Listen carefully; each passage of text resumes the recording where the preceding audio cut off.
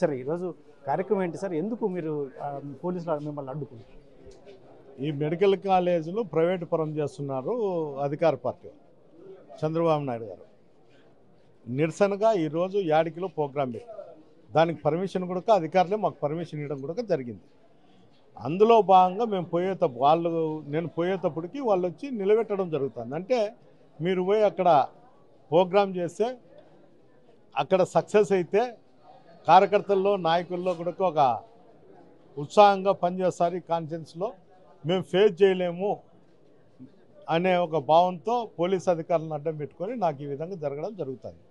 ఇది ఈరోజు వ్యవస్థ కాదు, ఈ గవర్నమెంట్ వచ్చినప్పటి నుండి కంటిన్యూగా ఇదే ప్రాసెస్ కింద పెట్టుకున్నారు.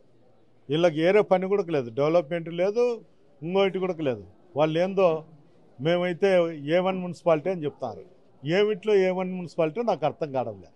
జూదం ఆడిచ్చే దాంట్లో A1 మున్సిపాలిటీ, లేకపోతే మటకాల్లో A1 మున్సిపాలిటీ, బంగాకు అమ్మడంలో A1 మున్సిపాలిటీ, లేకపోతే ఇక్కడ పోలీసు అధికారులు వాళ్ళ చెప్పు చేతుల్లో పెట్టుకోవడానికి A1 తాడిపత్రి.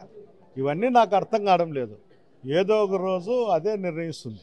వాళ్ళు ఏమన్నంటే మాకు రెడ్ బుక్లో నుండి తప్పితే చాలనే పరిస్థితి వాళ్ళు ఉంది.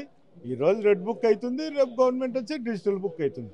దీంట్లో ఏం తేడా ఏమి ఉండదు. అంటే నేర్పిస్తున్నారు, అంటే మేము నేర్చుకునేదానికి ట్రైనింగ్ ఇచ్చినట్లు. అంటే మేము ఈ విధంగా ఉంటేనే మీకు అధికారులు పలుకుతారు, మీరు ప్రజాస్వామ్యము ఇంకోటి అంటే ఇవన్నీ అయ్యేటివి కాదు.